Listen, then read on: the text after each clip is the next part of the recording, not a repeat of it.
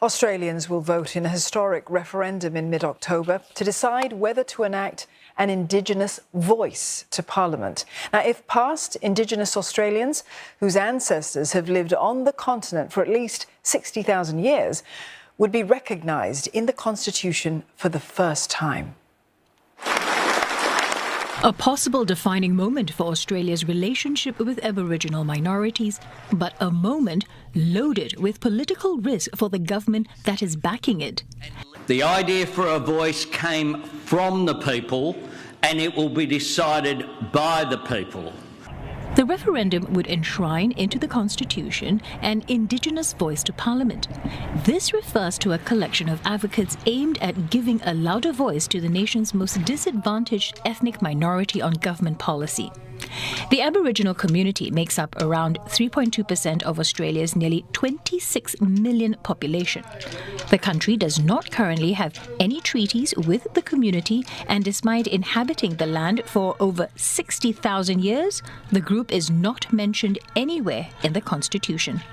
Prime Minister Albanese says the referendum is a once-in-a-generation chance to unite the nation.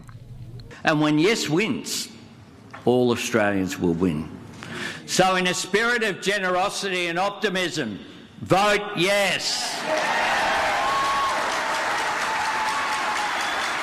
In recognition of 65,000 years of history, vote yes. With hope for a better future, vote yes. Vote yes on October 14. Thank you. But getting constitutional change is difficult in Australia. The nation has not held a referendum since 1999, and it hasn't passed one in more than 4 decades. To be successful, the referendum needs to win a majority of votes in a majority of Australia's 8 states and territories. Opinion polls show support for the proposal has dropped in recent months amid an increasingly polarising public debate. For too long, Aboriginal people haven't been given the recognition and respect that they deserve, and we really need to get them into the Constitution so that they're acknowledged as the first people in this land for 65,000 years. They've been here and they've been overlooked, ignored. This shouldn't even be a debate. There shouldn't be a referendum on something where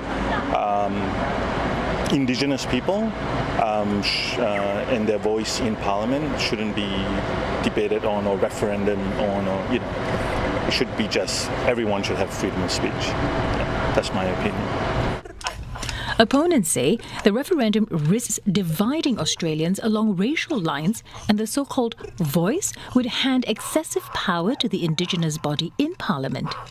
I believe in the no vote because I don't think it's really going to change anything, and it's not changing anything now, and all the money they have thrown at the Aboriginal communities, I don't think it's getting through to where it's supposed to be getting. The Yes campaign is currently trailing in the polls, but with a significant number of undecided voters, the outcome of Australia's Voice to Parliament referendum in 6 weeks' time is anything but certain.